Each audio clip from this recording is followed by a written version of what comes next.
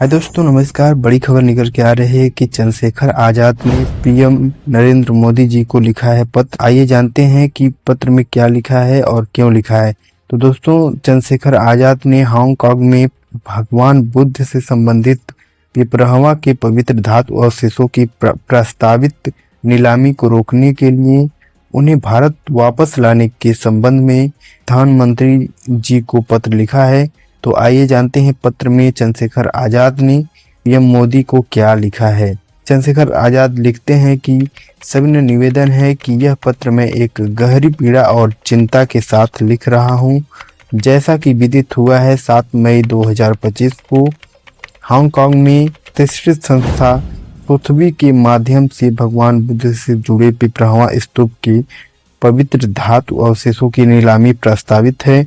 यह अवशेष 1898 ईस्वी में अंग्रेज अफसर विलियम क्लेवस्टन पेपे द्वारा कपिलवस्तु सिद्धार्थनगर उत्तर प्रदेश में खुदाई के दौरान अन्य कलाकृतियों के 331 पवित्र रत्न प्राप्त हुए थे और उन्हें औपनिवेशिक काल में भारत से बाहर ले जाया गया था।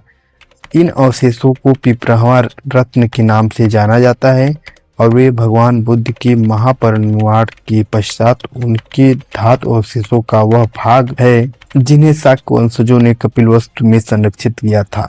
इनका ऐतिहासिक, धार्मिक और सांस्कृतिक महत्व अत्यंत गहरा है, विशेषतः जब देश बुद्ध पूर्णिमा जैसे पावन अवसर की तैयारी कर रहा है। ऐसे समय में इन पवित्र अवशेषों की नीलामी समस्त भारतवर्ष की भावनाओं और आस्था का अपमान है। यह केवल एक नीलामी नहीं बल्कि भारत की सांस्कृतिक अस्मिता पर कुठाराघात है। यह न केवल नैतिक और ऐतिहासिक दृष्टिकोण से अनुचित बल्कि यूनेस्को के 1970 के कन्वेंशन के अनुसार यह अवैध भी माना जा सकता है। अतः आपसे क्रमबद्ध अनुरोध है कि पीएम मोदी से अनुरोध करते हैं चंद्रशेखर आजाद जी, भला मांगे है चंद्रशेखर आजाद जी का कि विदेश मंत्रालय एवं भारतीय पुरातत्व सर्वेक्षण ASI के माध्यम से इस नीलामी को तत्काल प्रभाव से रुकवाया जाए।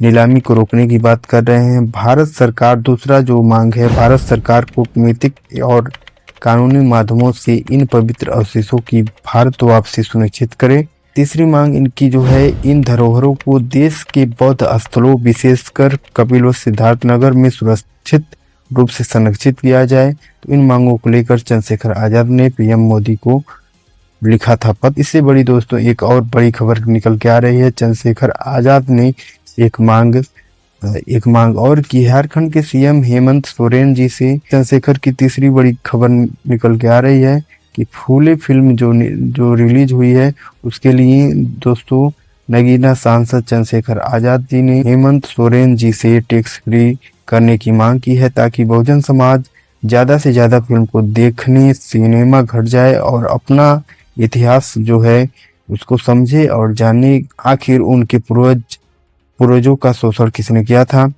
तो अब देखना दिलचस्प होगा कि मुख्यमंत्री जी बहुत बहुजनों के लिए इतिहास के प्रति कितना समर्पित हैं और ईमानदार हैं। हालांकि वे खुद भी बहुजन समाज से ही आते हैं और उनके सरकार में माता सावित्रीबाई फुले जी के नाम से एक योजना भी चल रही है जिसका नाम है सावित्रीबाई फुले किशोरी समृद्धि योजना।